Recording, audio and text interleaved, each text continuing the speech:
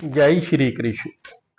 कल हमने देखा कि ईश्वर, जीव, प्रकृति, काल तथा कर्म, इन सब की व्याख्या भगवत गीता में हुई है, जिनमें से ईश्वर, जीव, प्रकृति तथा काल शाश्वत है, परंतु कर्म शाश्वत नहीं है। ईश्वर अर्थात परम ईश्वर की स्थिति परम चेतना स्वरूप है। जीव भी ईश्वर का अंश होने के कारण चेतन है। जीव तथा भौतिक प्रकृति दोनों को प्रकृति बताया गया है, अर्थात वे परमेश्वर की शक्ति हैं, किंतु इन दोनों में से केवल जीव चेतन है, दूसरी प्रकृति चेतन नहीं है। यही अंतर है। इसलिए जीव प्रकृति परा या उत्कृष्ट कहलाती है, क्योंकि जीव भगवान जैसी चेतना से युक्त है, लेकिन भगवान की चेतना परम है और किसी को यह नहीं कहना चाहिए कि जीव भी परम चेतन है। जीव कभी भी, यहां तक कि अपनी सिद्ध अवस्था में भी परम चेतन नहीं हो सकता, और यह सिद्धांत भ्रामक है कि जीव परम चेतन हो सकता है। वह चेतन तो हो सकता है, लेकिन पूर्ण या परम चेतन नहीं।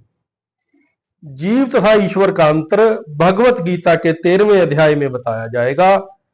ईश्वर क्षेत्रज्ञ व चेतन है, जैसा कि जीव भी है, लेकिन जीव केवल अपने शरीर के प्रति सचेत रहता है, जबकि भगवान समस्त शरीरों के प्रति सचेत रहते हैं। चूंकि वे प्रत्येक जीव के हृदय में वास करते हैं, अतः वे जीव विशेष की मानसिक गतिशीलता से परिचित होते हैं। अतः हमें नहीं भूलना चाहिए। यह भी बताया गया है कि परमात्मा प्रत्येक जीव के हृदय में ईश्वर या नियंता के रूप में वास कर रहे हैं, और जैसा जीव चाहता है वैसा करने के लिए जीव को निर्देशित करते रहते हैं। जीव भूल जाता है कि उसे क्या करना है। पहले तो वह किसी एक विधि से कर्म करने का संकल्प करता है, लेकिन फिर वह अपने ही कर्म की क्रियाओं और प्रतिक्रियाओं में उलझ जाता है। एक प्रकार का शरीर त्यागने के बाद वह दूसरा शरीर ग्रहण करता है, जिस प्रकार हम वस्त्र उतारते तथा पहनते रहते हैं। इस प्रकार जब आत्मा देहांतरण कर जाता है, अतः उसे अपने विगत कर्मों का फल भोगना पड़ता है। ये कार्यकलाप तभी बदल सकते हैं जब जीव सतोगुण में स्थित हो और यह समझ सके कि उसे कौन से कर्म करने चाहिए। यदि वह ऐसा करता है तो उसके विगत कर्मों के सारे फल बदल जाते हैं। फल स्वरूप कर्म शाश्वत नहीं है। इसलिए हमने यह कहा है कि पांचों में से चार शाश्वत है, कर्म शाश्वत नहीं है। परम चेतन ईश्वर जीव से इस मामले में समान है। भगवान तथा जीव दोनों की चेतनाएं दिव्य है। यह चेतना पदार्थ के संयोग से उत्पन्न नहीं होती, ऐसा सोचना भ्रांति है।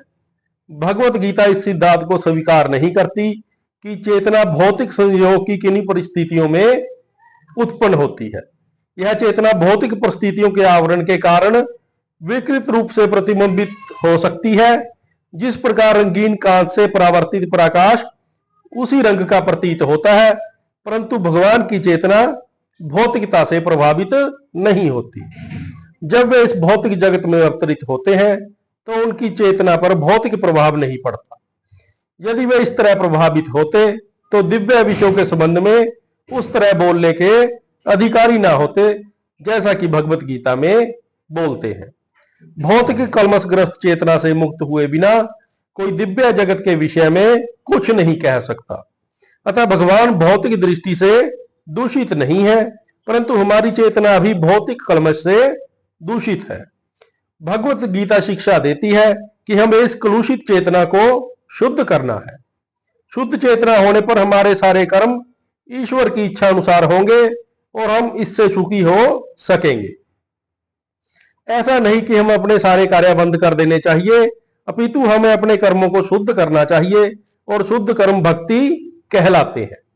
भक्ति में कर्म सामान्य प्रतीत होते हैं, किंतु वे कलुषित नहीं होते। एक अज्ञानी व्यक्ति भक्त को सामान्य व्यक्ति की भांति कर्म करते देख सकता है, किंतु ऐसा मूर्ख यह नहीं समझता कि भक्त या भगवान के कर्म अशुद्ध चेतना या पदार्थ से कलुषित नहीं होते। वे त्रिगुणातीत होते हैं। जो भी हो, हमें यह जान लेना चाहिए कि अभी हमारी चेतना कलुषित है। जब हम भौतिक दृष्टि से कलुषित होते हैं तो हम बंधे हुए कहलाते हैं। मिथ्या चेतना का प्रकाट्य इसलिए होता है कि हम अपने आप को प्रकृति का प्रतिफल मान बैठते हैं। यह मिथ्या अहंकार कहलाता है। जो व्यक्ति देहात्म बुद्धि में लीन रहता है वह अपने स्वरूप को नहीं समझ सकता। भगवत गीता का प्रवचन देहात्म बुद्धि से मनुष्य को मुक्त करने के लिए ही हुआ है और भगवान से यह सूचना प्राप्त करने के लिए ही अर्जुन ने अपने आप को इस अवस्था में उपस्थित किया है। व्यक्ति को देहात्म बुद्धि से मुक्त होना चाहिए। अध्यात्मवादी के लिए प्रारंभिक कार्य यही है। जो बंधन से छूटना चाहता है, जो मुक्त होना चाहता है, उसे सर्वप्रथम यह जान लेना होगा कि यह शरीर नहीं है। मुक्ति का अर्थ है भौतिक चेतना से स्वतंत्रता। श्रीमद् भागवत में भी मुक्ति की परिभाषा दी गई है। मुक्ति का अर्थ है इस भौतिक जगत की कलुषित चेतना से मुक्त होना और शुद्ध चेतना में स्थित होना। भगवत गीता के सारे उपदेशों का मंतव्य इस शुद्ध चेतना को जागृत करना है। इसलिए हम गीता के अंत में कृष्ण को अर्जुन से यह प्रश्न करते पाते हैं कि वह विशुद्ध चेतना को प्राप्त हुआ या नहीं। शुद्ध चेतना का अर्थ है भगवान के आदेश अनुसार कर्म करना। शुद्ध चेतना का यही सार है। भगवान का अंश होने के कारण हम में चेतना पहले से ही रहती है, लेकिन हम में निकृष्ट गुणों द्वारा प्रभावित होने की प्रवृत्ति पाई जाती है, किंतु भगवान परमेश्वर होने के कारण कभी प्रभावित नहीं होते। परमेश्वर तथा शुद्ध जीवों में यही अंतर है। जय श्री कृष्ण।